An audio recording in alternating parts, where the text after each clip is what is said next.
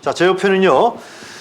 지금 여러분들 김포 도시철도 골드라인이라고 많은 뉴스를 접하셨을 겁니다. 승객 3명이 지난 11일 날 호흡곤란 증세로 쓰러진 일까지 발생했는데요. 자, 근데 이걸 우리가 특히 서울로 출퇴근하시는 분들 김포 골드라인에서 이태원 참사 이상의 공포 속에서 출근하시는 것 같습니다. 그래서 실제로 이 생활 전선에서 의정 활동을 하신 분 계시죠. 오광현 김포시 시의원 모셨습니다. 여러분 안녕하십니까? 네, 안녕하세요. 네, 오늘 어떻게 오셨어요 여기요? 아침에 좀 일찍 나왔습니다. 7시에 나왔는데요. 네.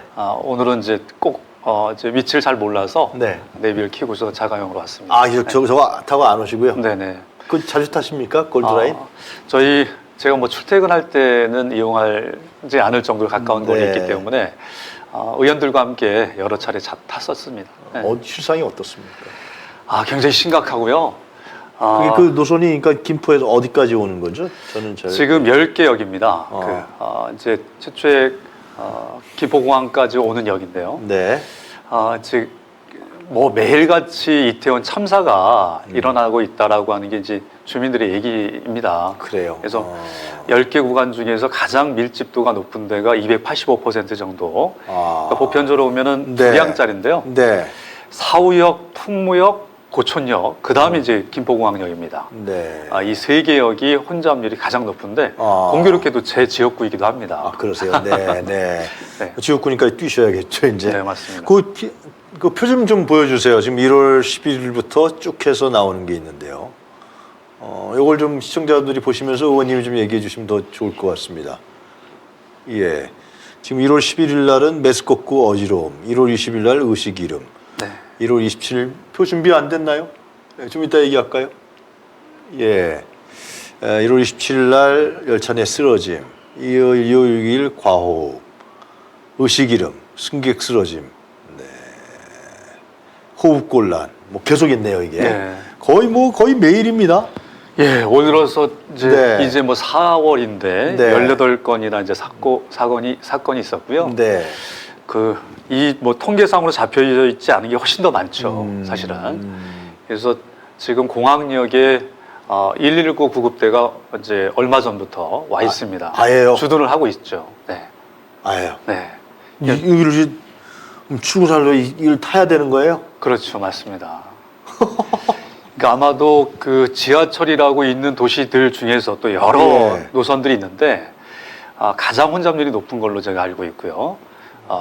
뭐 두량짜리 안에 300명이 넘게 들어가 있는 상황이라서 매일같이 전쟁을 겪고 근데 있는 왜 두량만 했어요? 그렇게 돈이 없었어요? 예산이 없었어요? 예산 이거 어디서 한 겁니까? 일단은 이제 김포시 자체 기초단체에서 1조 5천억 정도 예산을 온전하게 국비와 도비가 없이 네. 시 자체적으로 진행을 한 것이죠. 중앙정부 예산 좀 더 받아서 내량 예산량 했으면 되는 거 아니에요? 이게 이제 경제적 타당성이라고 하는 것이 늘상 문제입니다. 비식값이라고 하는 게 이게 제대로 나오지 않은 것이 이제 문제였던 것이고 약간 좀 정치인들의 조급성들이 만들어낸 결과물이지 않을까. 네.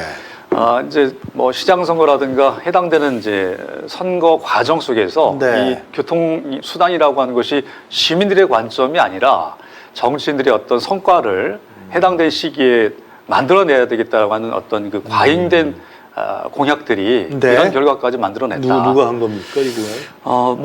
뭐 유영록 시장으로 이제 전에 시장이 2019년도에 이것이 만들어졌지만 사실상 2011년도, 12년도 그 과정에서 이것이 이제 확정이 됐죠. 네. 그러니까 여기에 지금 김포시에 계시는 분들이 이 열차를 타고 출근하시는 겁니까? 출퇴근 항상? 예, 지금 이제 김포 시민들이 2월 1일 날짜로 50만 대도시가 됐습니다. 예, 그렇죠. 전국 이제 18번째로. 예. 그래서 이제 많은 분들이 교통수단이라고 할 수 있는 게 뭐 육로 아니면 도로 아니면 지하철밖에 없지 않습니까? 예. 근데 이제 그래서 이제 김포공항역까지 오시는 거예요. 네네네. 그래서 거기서 환승해서 타고 가시는 거구나. 네네. 예.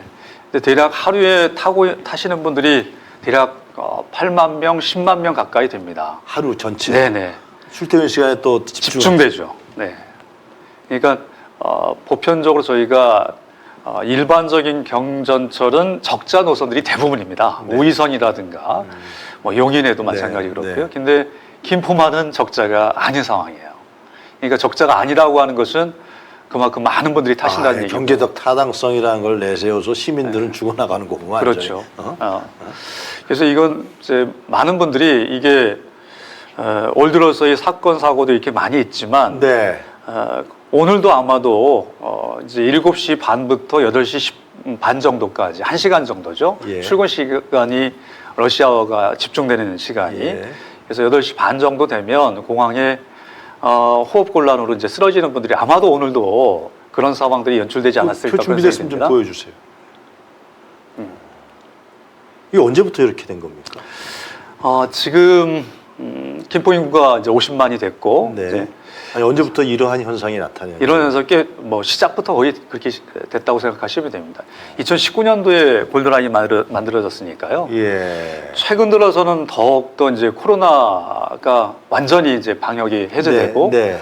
뭐 대중교통 수단 안에서도 이제 마스크를 쓰지 않게 되죠. 네. 또 학생들이 또 문제입니다. 학생들이 이제 비대면으로 수업을 하다가 예. 3월부터 이제 전면적으로 다 대면 수업으로 바뀌게 예. 되고 아마도 김포에서 서울로 대학생들 같은 경우는 네. 가는 경우가 굉장히 많이 늘어났죠.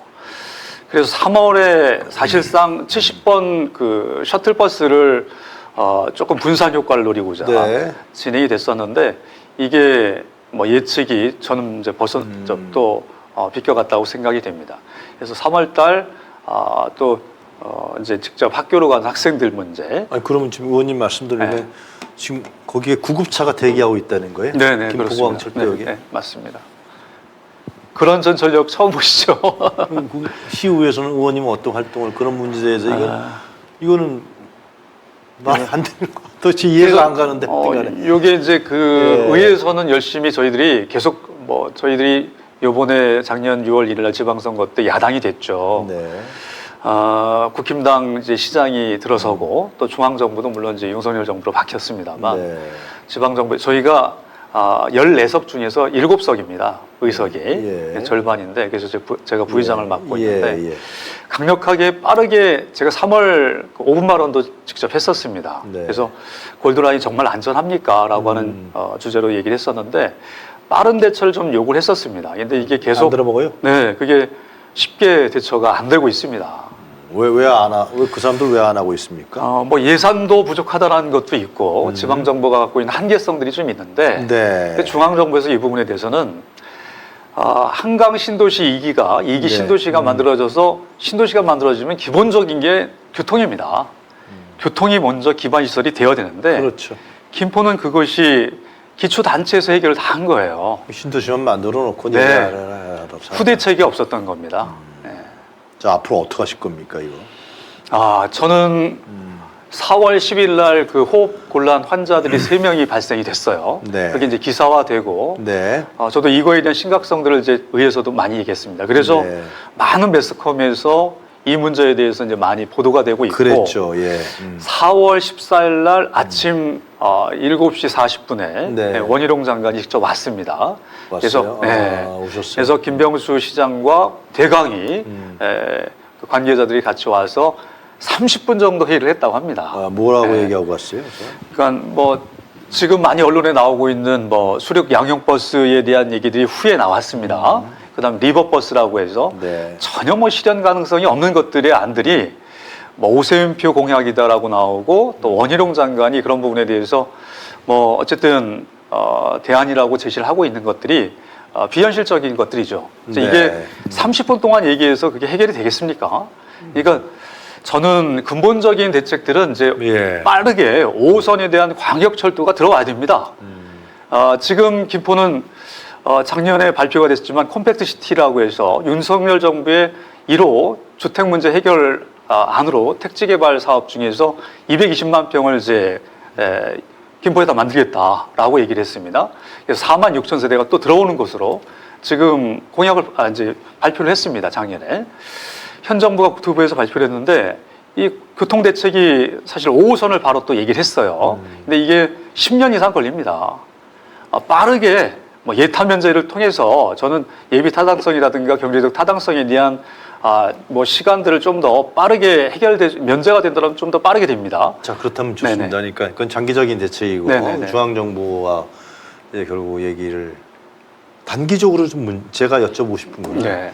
단기적으로 이건 타면 안 되잖아요, 이런 거는. 네, 맞습니다. 이거 아니 구급차가 김포공항역에 대기하고 있다 그러는데 이런 열차를 태우면 되겠어요, 시민들을? 저는 아니 원희룡 여사는 뭐 얘기하고 왔어요? 일단은 뭐 대책이라고 해서 뭐 예. 셔틀버스를 더 증차시키겠다. 이제 가장 밀집 지역이었었던 아까 사후역이나 네. 풍무역과 그다음에 고촌역에서 네. 김포공항역까지 가는 셔틀버스를 이제 오늘부터입니다. 40대가 시작했어요? 추가가 됩니다. 시작했어요. 네, 오늘부터 이렇게 약속이 돼 있는데 제가 그거 확인을 뭐 돌아가서 또 확인하겠습니다. 예. 네. 그래서 그럼 좀 셔틀버스가 40대가 배치되면 좀 낫습니까? 아무래도 이제 분산 효과가 일정하게 있을 거라고 생각이 되는데 네. 뭐 그다음에 근데 문제는 이제 그 개화역에서부터 김포공항까지가 또 문제입니다. 예. 거기 이제 셔틀버스를 운행하더라도 정시성이 문제입니다. 그러니까 일반적으로 출퇴근 시간은 금쪽 같은 시간입니다. 네. 그래서 1분 1초가 급한데 예.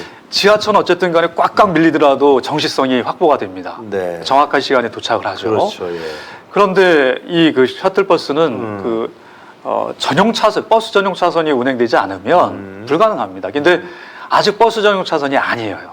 그래서 개화동에서 그다음에 김포공항까지 버스 전용 차선을 빠르게 만들어야 됩니다. 거기가 짧은 구간인데도 불구하고 20분 이상이 또 걸린다고 합니다. 예. 그래서 같이 이제 버스만 증차하는 것에서 끝나는 것이 아니라 더 많이 확보를 해야 되겠고요. 그다음에 버스 전용 차선도 있어야 될 것이라고 생각이 되고요. 그런 것들이 이제 단기적으로 저희가 할 수 있는 그래야 대책이죠. 이 전철의 효과가 날 수 있다라는 그렇죠, 거죠. 맞습니다. 그런 얘기고요.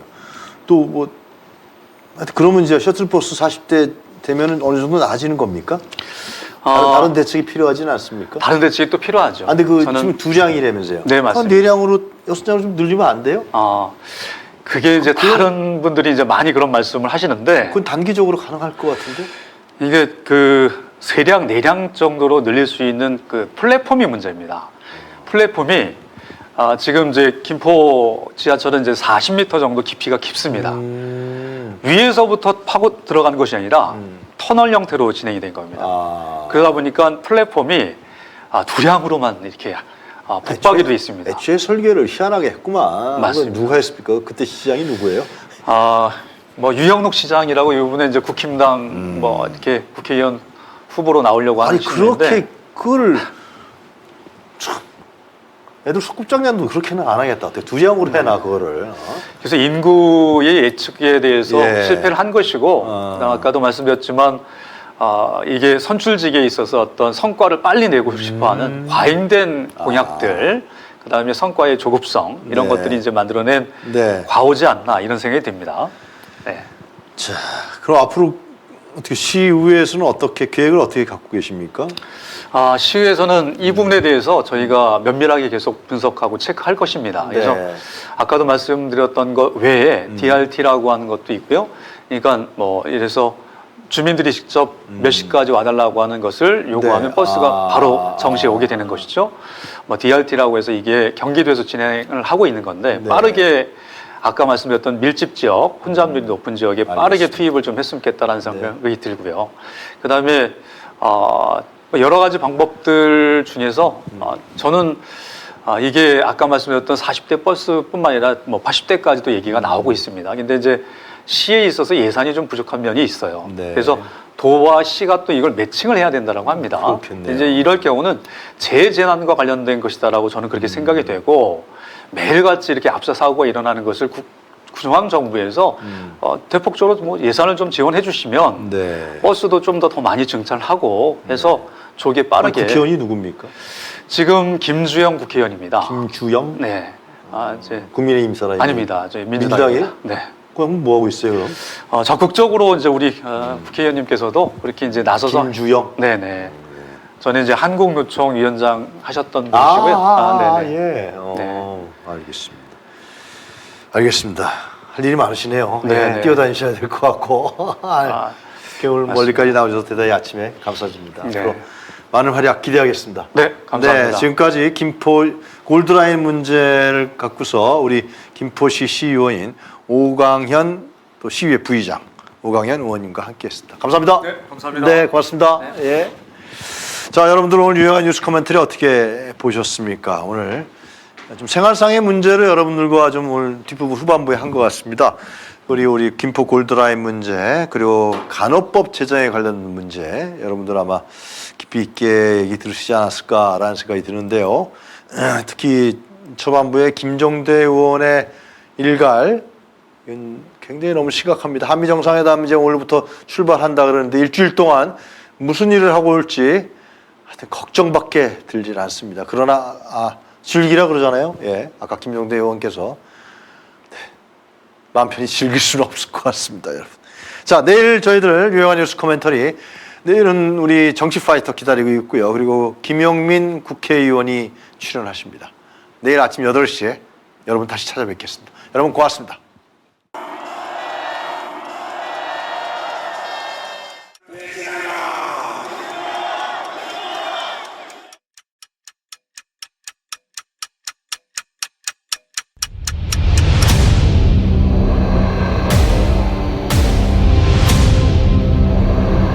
정부에서 할 거는 마약 쏙보다 두들이 잡아야 돼. 일본한테 유린당한 적도 우리가 힘이 없을 때 일본이 힘이 돼주고 도움을 받은 적이 있어. 근데 우리가 일본을 이용해야 된다. 용산에는 용이 와야 돼. 열줄을 들고 와야 돼. 명백한 국정농단이죠. 천공이 답변해야 될 문제입니다. 상당히 이제 충격적이었죠. 그게 어떻게 가능하겠나 이렇게 반문을 했거든요. 한 말씀 해주세요. 나는 기자들하고 한 번도 안 해. 김건희 여사하고 아직도 연락하세요 지금요? 국정 운영에 천공이 개입한다고 인과관계를 보고 한번 찾아보도록 하겠습니다. 좋아, 빠르게 가! 본 다큐 영화는 리오더 펀딩으로 제작됩니다. 3만원 후원 회원은 시사회 티켓 2장, 5만원 후원 회원은 시사회 티켓 2장과 영화 제작 포토 에세이집을 추가로 드립니다. 서울의 소리 유튜브 구독 회원에 한해 서울의 소리 유튜브와 서울의 소리 공식 홈페이지에서 다큐 제작 후원에 참여하실 수 있습니다. 서울의 소리 구독 회원 여러분이 대한민국 민주주의와 한반도 평화를 사수할 역사적 다큐멘터리의 주인공이 되어주십시오.